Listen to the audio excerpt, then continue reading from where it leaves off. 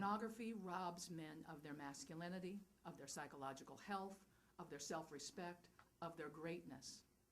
Pornography robs men of themselves. It robs them of the chance to be the kind of men they know they can be. No, a lack of self-control robs them of being the kind of man that they can be.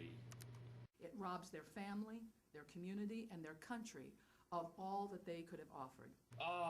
Yes, the classic statement of values, as Ayn Rand would put it, the belief that your life either belongs to God or to your neighbors, to serve a deity beyond the grave or else next door. The things they could have offered to their country, to their community, to this, to that. Okay, the only thing that we owe to the rest of society is the same respect for rationality and truth that we owe to inanimate matter.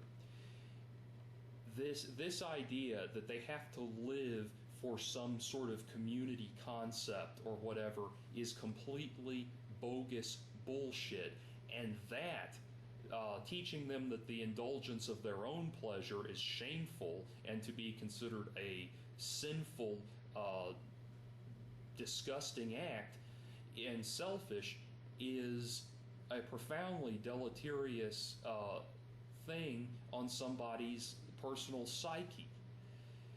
Do you think that the great artists, writers, innovators, and thinkers were motivated by pleasing society?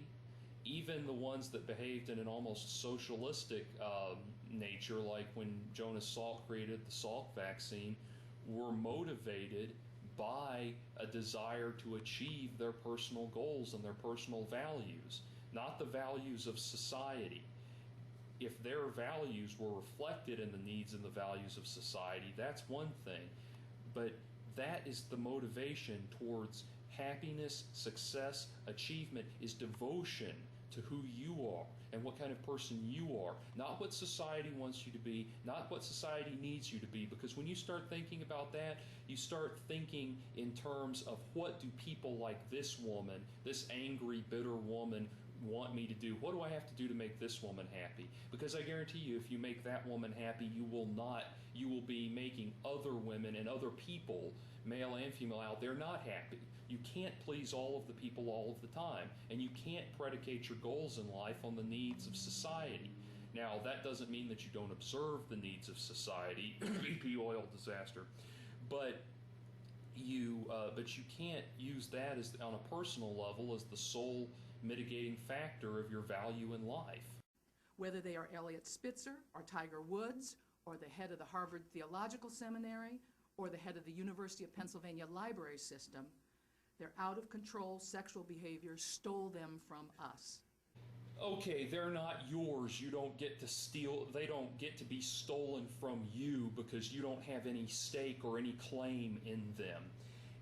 Now, obviously, theological seminary doesn't provide anything for society, but okay, Tiger Woods, to my knowledge, his sex life was not affecting his golf game. And even if it was, the only thing he owes to the viewer is to show up and participate in the athletic event that he's been asked to participate in.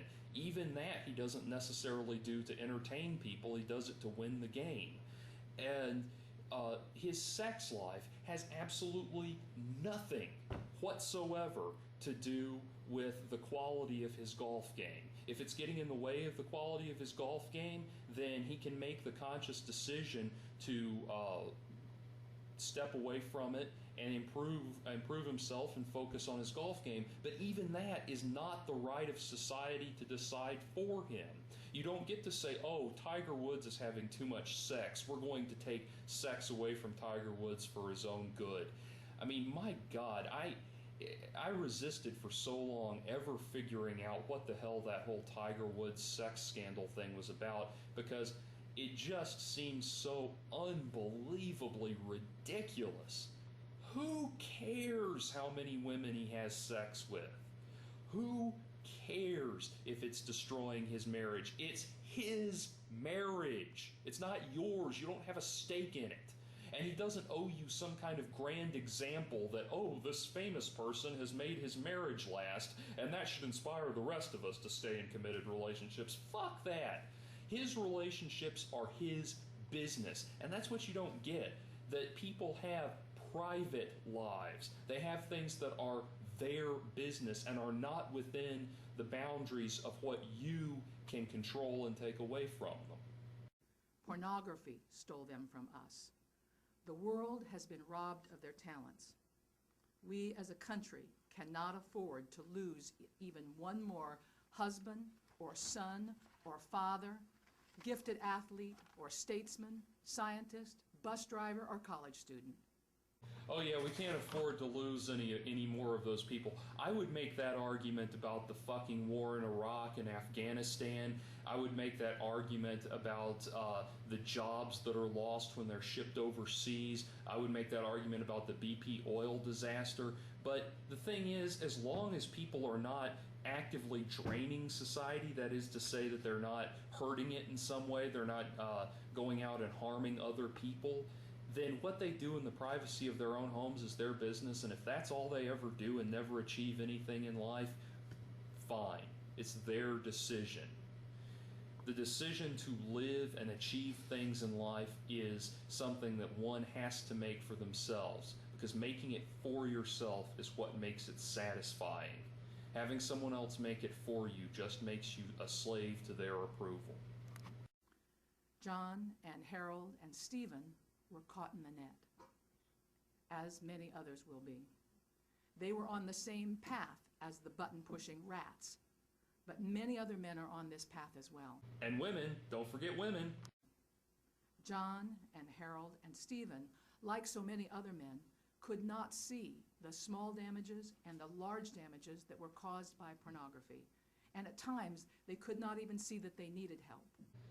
I love that they couldn't see that they needed help. Now, yes, when people are addicted to things, it can be very difficult to convince them that they are in need of help. But the help that you're offering them is kind of like Ray Comfort when he goes on and on about, we're trying to help these people. We're trying to help these people with problems they don't even know they have. And that's what's funny. Okay, first you're going to convince people that they have a problem, then you're going to convince them that they need to adopt your philosophy to solve the problem they didn't know they had and didn't think they had until they met you. It's like the Scientology personality test. We can't depend on the button-pushing rats with electrodes in their brains to make the decisions about pornography.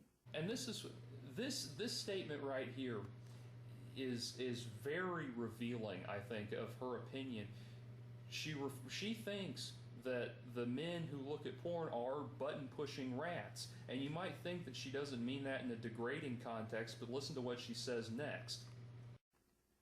Nor can we allow the rats who make money from this whole toxic industry to make the decisions.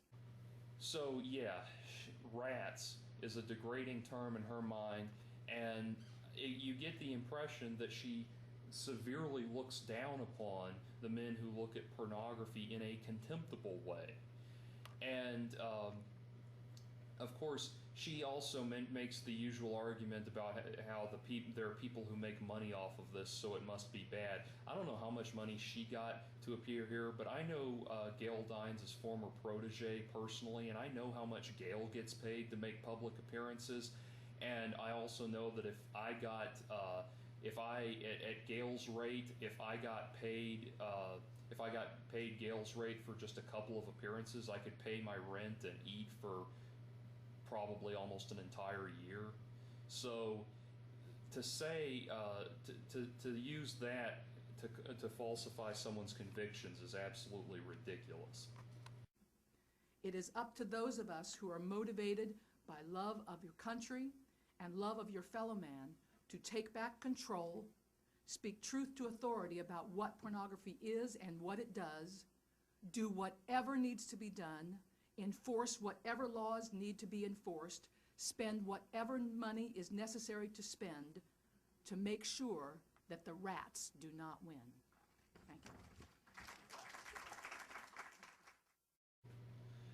So, in the name of love for your country, you want severe laws to be enacted to regulate the private behavior of private citizens who have probably never done anything to wrong you.